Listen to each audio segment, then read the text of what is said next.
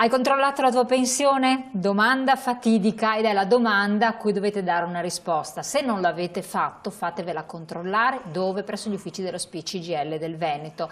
Noi, come ogni settimana, vi portiamo un caso, un telespettatore, una persona, voi ho detto potete partecipare, chiamateci, chiamate le sedi dello CGIL, anche per intervenire e testimoniare la vostra non felice esperienza, che poi diventa una felice esperienza. Perché? Perché riuscite a recuperare, se c'è un problema, se c'è stato un problema con la pensione, anche dei bei soldini, che male non fanno. E allora noi, come ogni settimana, questo anteprima lo dedichiamo a un nostro ospite. Allora, ben arrivato signor Giovanni, grazie di essere qui con noi. Buongiorno. Bravissimo, perché bisogna superare anche un po' l'emozione Sì, della televisione, sì, è la prima volta, no? È la prima volta, sì. Allora, lei viene dalla provincia di Rovigo. Di Rovigo, esatto. Ci racconti un po' il suo caso, lei è pensionato da quanto tempo? Mi sono pensionato da 13 anni e mezzo. Ho sempre lavorato. Nel privato? Sempre, sì, sotto paro e tutto quanto, perché cominciamo sotto paro.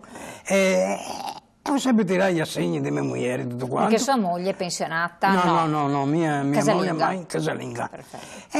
Mi incorso, ho sempre tirato. Nel 2015, il 1 gennaio 2015, mi incorso che mi manca l'assegno degli assegni familiari di mia moglie. E ora cosa ho fatto? Sono andato al sindacato, noi chiediamo il sindacato lì a Grignan, in un paese provincia di Rovigo, e sono andato a lui e ho detto, oh, chi è un errore? E dice, guardiamo quanto lo abbiamo. E si è controllato tutto quanto e ha fatto la richiesta e dice sì, e manca da tirare via il segno. Ma è così? È così, mi ha sempre da, fino all'ultimo momento, e dopo in gennaio, basta.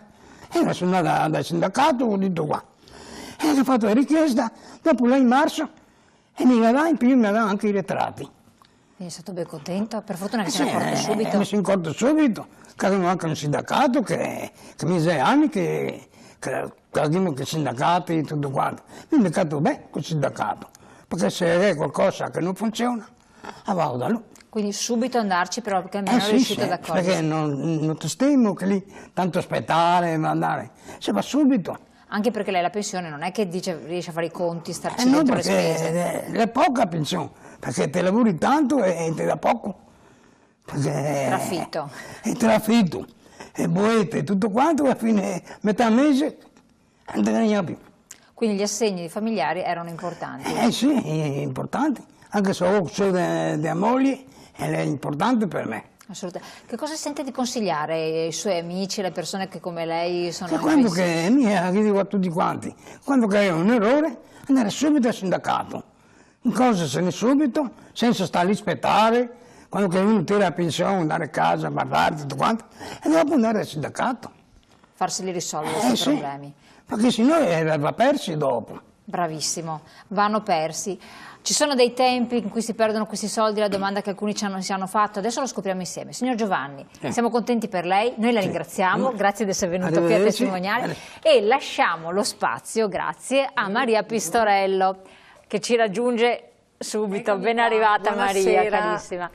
Allora, abbiamo visto il caso del signor Giovanni, non è l'unico, per magari chissà quanti ce ne sono di situazioni analoghe.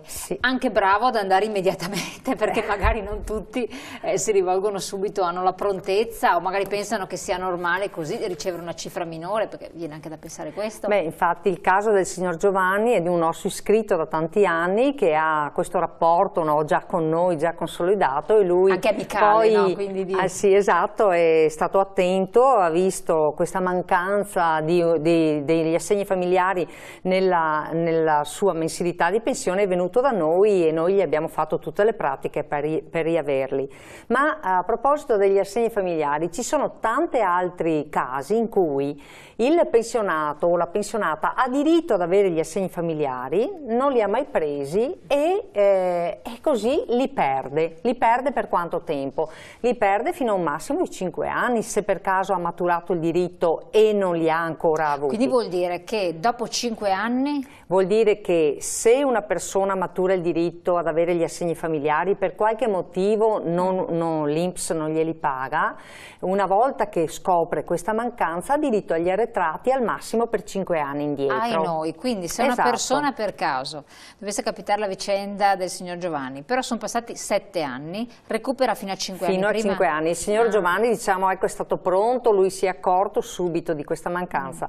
Ma l'appello che io voglio fare invece ai nostri attenti ascoltatori e ascoltatrici pensionati è: state attenti, perché questa sera vedremo che ci sono dei limiti di reddito, insomma, diciamo discreti, per aver diritto ad avere gli assegni familiari. E allora proprio lo vediamo adesso nel dettaglio. Poi lo sapete, lo SPI-CGIL controlla le pensioni anche a coloro che non si accorgono, come nel caso del nostro pensionato della provincia di Rovigo, non si accorgono da loro, no, che gli manca qualcosa. Attenzione, perché tantissimi pensioni hanno diritto ad avere delle aggiunte in più, come posso dire, degli assegni in più, ma siccome bisogna fare domanda per poter avere questi assegni, ahimè, non arriveranno mai se non si fa la domanda e se non si scopre di averne il diritto. E allora vediamo adesso subito gli assegni familiari. Intanto noi li chiamiamo sempre così, abitualmente, assegni familiari. Ma dal 1988 gli assegni familiari vengono chiamati così ancora per una categoria di lavoratori, di pensionati, che sono i pensionati che avevano un lavoro autonomo, i lavoratori autonomi, i coltivatori diretti. Loro hanno sulla pensione una voce che si chiama quota di maggiorazione sociale. E in questo caso si sta parlando sì di assegni familiari, i vecchi assegni familiari. Dal 1988 invece è nato l'assegno al nucleo familiare. Che cos'è l'assegno al nucleo familiare? È una quota che viene riconosciuta a una famiglia, marito, moglie o eventuali figli minorenni o in particolari condizioni, oppure eventualmente anche i nipoti, dopo lo vedremo meglio, che viene riconosciuta tenendo conto del reddito che si ha e proprio di quanti componenti è composta la famiglia. E allora, intanto quindi vediamo, praticamente è una specie di ISEE, fare una verifica di no, non è una specie di ISEE. Diciamo che abbiamo una tabella che ci dà dei livelli di reddito minimo e massimo, stando dentro i quali si ha diritto ad avere l'assegno al nucleo familiare. E allora, il nucleo familiare, intanto una cosa voglio spiegarla subito, perché come nucleo familiare delle volte noi intendiamo così com'è composta la famiglia, e magari in famiglia vivono anche il figlio con la moglie, i nipoti oppure un fratello, eccetera. Invece il nucleo familiare, ai fini della individuazione se si ha diritto all'assegno per il nucleo familiare, è composto dal pensionato, dal coniuge e dai figli o equiparati, si dice così, dai figli di minore età o maggiorenni se sono disabili. Poi si dice anche dagli equiparati, perché? Perché potrebbero essere figli naturali, riconosciuti al di fuori del matrimonio, potrebbero essere figli adottivi, affiliati, o anche, sempre se sono a carico del pensionato, figli avuti da un precedente matrimonio del coniuge. Potrebbe essere, no, che magari per qualche motivo, insomma, non c'è più il sostegno da parte del padre legittimo, ecco che subentra anche il padre, il marito della mamma o la moglie del papà, insomma. Nucleo familiare solo col matrimonio oppure dal momento in cui le persone convivono? No, nucleo familiare inteso come nucleo familiare legittimo, quindi di persone coniugate. Dal 2007 nel nucleo familiare, forse perché proprio nel 2007, lo ricordo, è iniziata la crisi, la famosa crisi, no, economica nel nostro paese, anche i nipoti minorenni, se figli di genitori che per motivi di reddito non sono in grado di mantenere i figli, possono essere posti a carico dei nonni. Quindi questa è una cosa nuova che c'è dal 2007. Che va richiesta però l'assegno familiare. Ecco, stiamo parlando sempre e comunque di un qualcosa che va richiesto. E allora, Vediamo l'assegno al nucleo familiare. Intanto dobbiamo stare dentro a determinati redditi, ma volevo anche spiegare quali sono i redditi che vanno presi in considerazione e quelli che vanno esclusi da questo computo. Allora, vanno presi in considerazione tutti i redditi che sono assoggettabili all'IRPEF, ma anche redditi che non sono assoggettabili all'IRPEF. Sto pensando per esempio agli interessi, perché magari si ha qualche titolo, qualche risparmio, eccetera, oppure si ha, non so, un assegno di aiuto dal comune, per dire, come assistenza, come assegno di assistenza. Ecco, questi vanno presi in considerazione, questi redditi qua, solo se superano i 1.000 euro. Se sono inferiori, per dire, tante volte i nostri pensionati dicono ah sì, ma io ho magari da parte questo, hanno magari da parte quello che per loro è un gruzzoletto, ma magari gli produce, non so, 100 euro all'anno di interesse, non vanno computati. Quindi se non superano i 1.000 euro non vanno computati questi. Poi invece cos'è che va preso in considerazione? Quali sono i redditi che invece fanno cumulo proprio per capire se un pensionato ha diritto o no ad avere l'assegno? Sono i trattamenti di fine rapporto, se uno ha appena finito di lavorare, gli arretrati, sono spero di aver detto giusto, quali sono i redditi esclusi dal computo. Ecco, quindi trattamento di fine rapporto, arretrati, lo ricordo, nel caso anche le rendite INAIL sono escluse, non vengono conteggiate, perché la rendita INAIL dovuta a un infortunio è riconosciuta come risarcimento per il danno subito e quindi non va computata. Il TFR non va computato? No, nemmeno il TFR, nemmeno le indennità a ciechi parziali o a sordi parziali, non va computata l'indennità di accompagnamento eventuale se si ha in famiglia un genitore a carico che ha l'indennità di accompagnamento, non va computato il suo reddito. Allora, andando avanti, volevo far vedere questa tabella, chiedo alla regia se gentilmente la può mandare, la tabella numero 3, perché per fare un esempio così i nostri ascoltatori naturalmente dovranno passare per forza dallo speech CGIL, così noi gli vediamo bene la denuncia di redditi e capiamo, però per farvi capire, con un reddito dei familiari, adesso io ho evidenziato, come vedete, la famiglia composta da 2 persone, cioè dal marito e dalla moglie. Se non si raggiungono insieme tra marito e moglie 13.593 euro all'anno, si ha diritto all'assegno al nucleo familiare di 46,48 euro al mese. Se invece tra marito e moglie non si superano, vedete, i 16.991 euro lordi, si ha diritto ad un assegno di 36,15 euro e così via. Poi se non si superano da quella cifra i 20.388 euro si ha diritto a un assegno mensile di 25,82 euro e se non si superano invece i 23.785 euro si ha diritto a un assegno di 10,33 euro al mese. Come vedete, questi sono redditi lordi. Venite da noi perché tante volte noi abbiamo proprio appurato con i controlli delle pensioni che stiamo facendo che tanti pensionati pensano di essere esclusi da questo beneficio dell'assegno al nucleo familiare, ma come vedete dalle cifre che adesso state vedendo in video, marito e moglie con quei redditi hanno diritto ad avere l'assegno al nucleo familiare.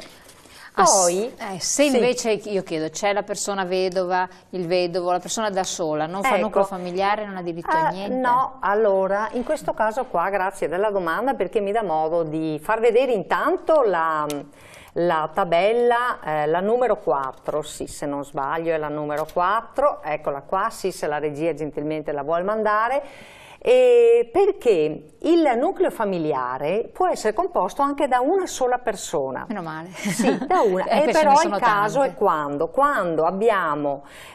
si tratta di un titolare di pensione ai superstiti, cioè un vedovo oppure una vedova, che abbia però un'invalidità, che sia invalido al 100%. In questa condizione un vedovo o una vedova, quindi con una pensione di reversibilità, che ha un reddito inferiore ai 27.899 euro, purché quindi invalido, voglio con un dire, problema, purché invalido, però deve normale, essere invalido, ha diritto all'assegno familiare per se stesso. Nella tabella che state vedendo adesso, proprio vedete nella riga gialla, vedete fino a euro 27.899 si ha diritto, purché si sia inabile, purché la persona sia con la pensione di reversibilità, lo ripeto, è inabile, ha diritto ad un assegno di 52,91 euro al mese, e nel caso questo diritto non sia un diritto maturato immediatamente, ma sia stato già maturato da anni,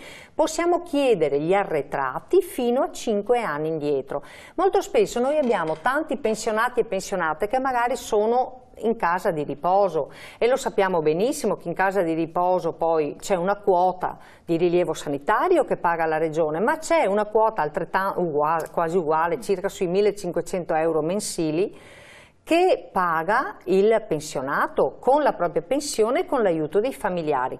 In molti casi le persone ricoverate nelle case di riposo sono non autosufficienti, quindi rientrano in questa tipologia qui. Quindi la persona non autosufficiente. Non autosufficiente con la pensione di reversibilità può ottenere l'assegno sociale, l'assegno al nucleo familiare per se stesso. Però questo lo deve domandare il figlio, necessariamente. Logicamente perché si deve, ma sempre in questi casi qua deve mobilitarsi il figlio, ecco.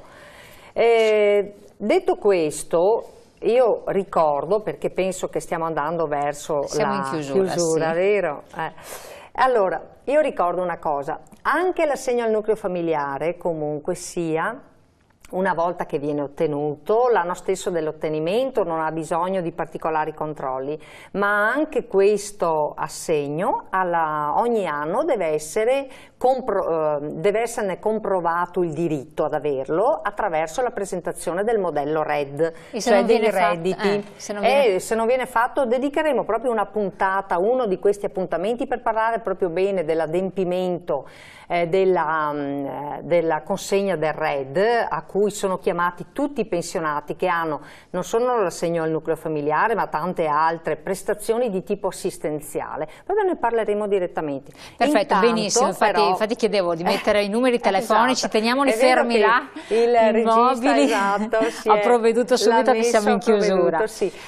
Perché noi stiamo facendo i controlli delle pensioni. Qui trovate in questa tabella qui il numero della sede provinciale dello SPI-CGIL, che vi manda alle ulteriori sedi, perché come il signor Giovanni ci ha detto, lui abita a Grignano in provincia di Rovigo, proprio lì c'è una sede dello SPI, quindi non ha dovuto andare a Rovigo, ma ha trovato quindi tutte le sedi locali. Noi abbiamo tantissime sedi nel nostro territorio, i nostri ascoltatori, i nostri pensionati possono chiamare il numero della loro provincia, e così avranno proprio l'indirizzo e anche il numero di telefono della sede più vicina a casa loro. E vabbè. Allora, detto questo, noi dedicheremo tanti appuntamenti per ricordare queste cose. Ringraziamo Maria Pistorello. Questo primo capitolo, questo ulteriore capitolo, perché non è il primo assolutamente, di anteprima, l'abbiamo dedicato agli assegni familiari. Avete capito che se avete dei dubbi, delle perplessità, cercate di guardare subito, perché come ha fatto il signor Giovanni, prima è, meglio è. Qualora non fosse, almeno nei primi 5 anni, almeno recuperate sti soldi, però comunque dare un'occhiatina alla pensione, farsela dare, perché da soli è anche difficile, è bene naturalmente, presso le sedi dello SPI-CGIL che sono presenti in tutto il territorio del Veneto, ma anche del Friuli Venezia Giulia e dell'Emilia Romagna, insomma stiamo parlando a livello nazionale. Questo per dare una risposta a quanti ci hanno chiesto se c'è soltanto in Veneto, no, c'è dappertutto. Grazie, adesso continuiamo con la nostra trasmissione, ma ringraziamo Maria Pistorello e lo SPI-CGIL del Veneto. Grazie a voi.